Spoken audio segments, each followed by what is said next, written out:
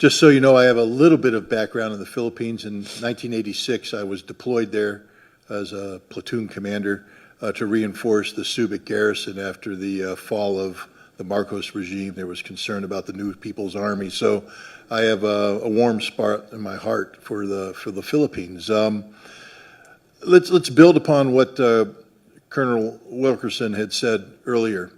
The United States is incapable of fighting a sustained conflict against a peer-level force. The United States cannot fight and engage China and win.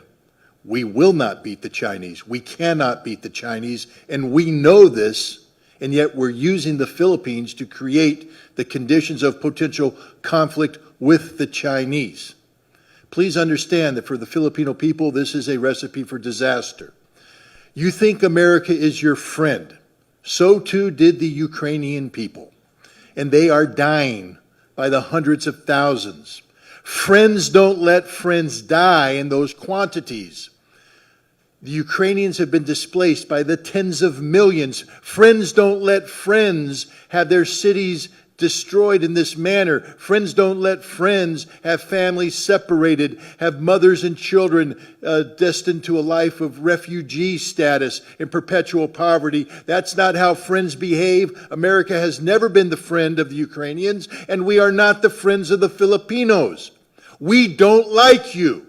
If we did like you, we wouldn't be doing this to you. We are using you. You are a tool, nothing but a tool, and when the tool ceases to be useful, we will discard you. And discard you means usually after a war that devastates you. We are using you to gain some sort of momentary leverage over the Chinese. We will fail. The Chinese will win, and you will be destroyed.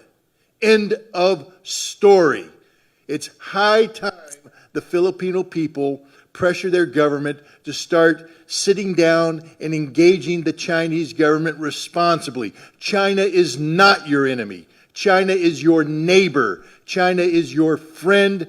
China doesn't want war. And if you would engage China in diplomacy, and as we've all indicated here, America has long since lost the skill set necessary to carry out diplomacy, but the Philippine people can reignite this, to relearn it, to use this skill to prevent a war. But if you continue to behave as colonial subjects, and I know that's a sore subject in the Philippines, because you were the colonial subjects of America. We still view you as our colonial subjects.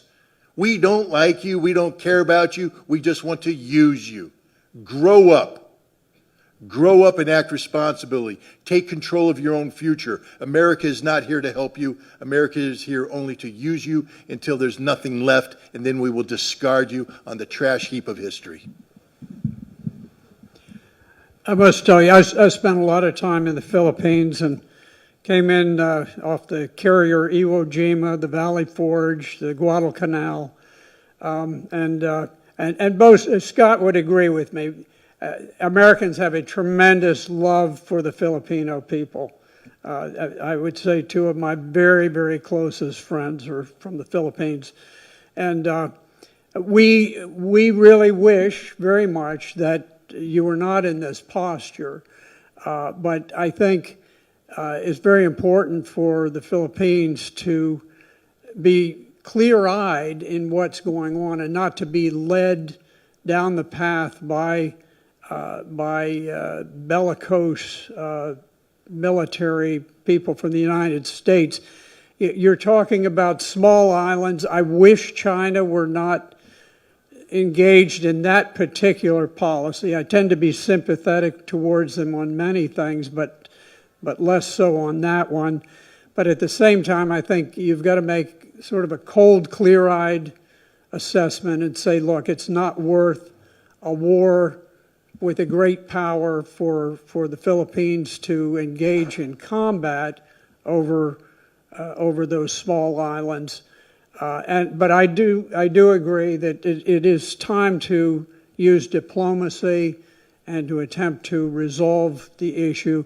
Whatever you do, do not simply become a tool of the United States and be led into an armed conflict that ends up in disaster for the Filipino people.